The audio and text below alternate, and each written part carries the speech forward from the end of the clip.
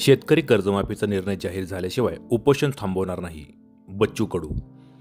जात धर्म राजकीय पक्ष सर्व बाजूला ठेवून शेतकरी म्हणून एक झाले पाहिजे, तरच या राज्यातला बळीराजा जिवंत राहील, असे म्हणत प्रहार जनशक्ती पक्षाचे बच्चू कडू यांनी शेतकरी कर्जमाफीसह अन्य 17 मागण्यांसाठी बेमुदत अन्नत्याग उपोषण सुरू केलं आहे. सध्या कडू यांची प्रकृती बिघाड झाली असून शेतकरी कर्जमाफीचा निर्णय जाहीर झाल्याशिवाय उपोषण थांबवणार नाही, असा पवित्रा बच्चू कडू यांनी घेतला आहे. पवार साहेबांनी आम्ही आमच्याकडून प्रयत्न करतो. कराळे साहेबांनी त्यांचा फोन जोडून दिला आणि त्यांनी सांगितलं का माझ्याकडून काय प्रयत्न करता येईल, आमच्या सदिच्छा सोबत आहे असं त्यांनी सांगितलं. आणि कलेक्टरांनी बावनकुळे सोबत बोलणं करून घेतलं. पालकमंत्री बावनकुळे म्हणत का आता कलेक्टर आले, तुम्ही उपोषण सोडवा, आम्ही बैठक लावू.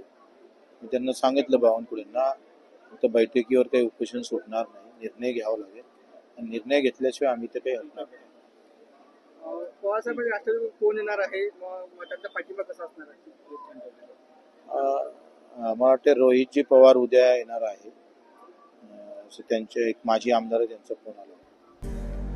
सलग 4 दिवस झाले तरी सरकारकडून कर्जमाफीसह अन्य मागण्या मान्य न झाल्याने राज्यभरात प्रहारचे कार्यकर्ते आक्रमक झाले आहेत. टॉवरवर चढून शोले आंदोलन, आमचे कपडे घ्या पण कर्जमाफी द्या आंदोलन, चूल बंद आंदोलन केले जात आहे.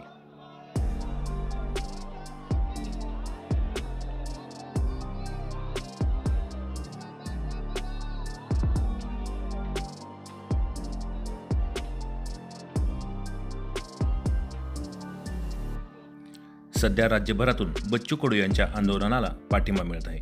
भारतीय किसान युनियनचे राकेश टिकैत यांनी उपोषणस्थळी मोझरी येथे भेट देत कडू यांना आपला पाठिंबा दिला आहे. शरद पवार यांनीही फोन करून आपले समर्थन दिले आहे. तसेच आमदार रोहित पवार, संभाजीराजे छत्रपती, रविकांत तुपकर, निलेश लंके, राजू शेट्टी आदींनी बच्चू कडू यांच्या उपोषणाला पाठिंबा दिला आहे.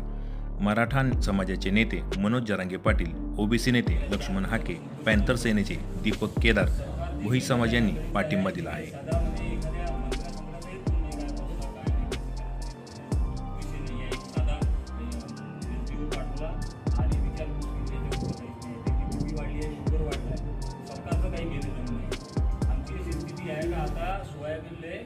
सोयाबीनचे जवळपास आयात कमी केला देणं आता म्हणजे अजून सोयाबीन वाढणार आहे. पहिले 4,000 सोयाबीन आहे, तुरीची भाव अशी आहे 6,000 रुपये.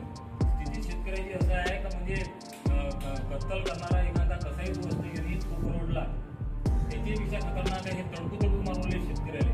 तर त्याच्या बच्चूच्या समर्थनार्थ आम्ही आम्ही आज इथं आलो आहे.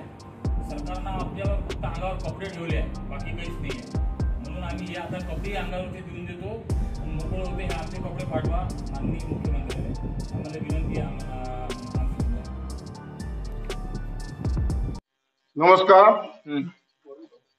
राष्ट्रसंताच्या नगरीमध्ये माननीय बच्चू भाऊ यांनी अन्नत्यागाचं उपोषण चालू केलेलं आहे. ते कशासाठी आहे? दिव्यांगाचा प्रश्न आहे, शेतकऱ्याच्या कर्जाचा प्रश्न आहे. बच्चू भाऊ हे शेतकऱ्यासाठी तळमळणारे माणसं आहे, दिव्यांगांसाठी तळमळणारे माणसं आहे. मी वास्तविक पाहता काँग्रेसचा माणूस आहो, पण तरीही जो व्यक्ती चांगलं काम करते त्याकरता माझा पाठिंबा आहे. आणि या सरकारला जराही लाज नाही राहिली, कारण यांनी घोषणा केली होती की 7/12 शेतकऱ्याचा कोरा कोरा कोरा, आणि मी पुन्हा येईन. ते पुन्हा आले पण 7/12 कोरा केला नाही. आता तरी थोडीशी वाटू द्या आणि शेतकऱ्याचा 7/12 कोरा करा. हेच शेतकऱ्याची पण मागणी आहे, बच्चू भाऊची पण मागणी आहे.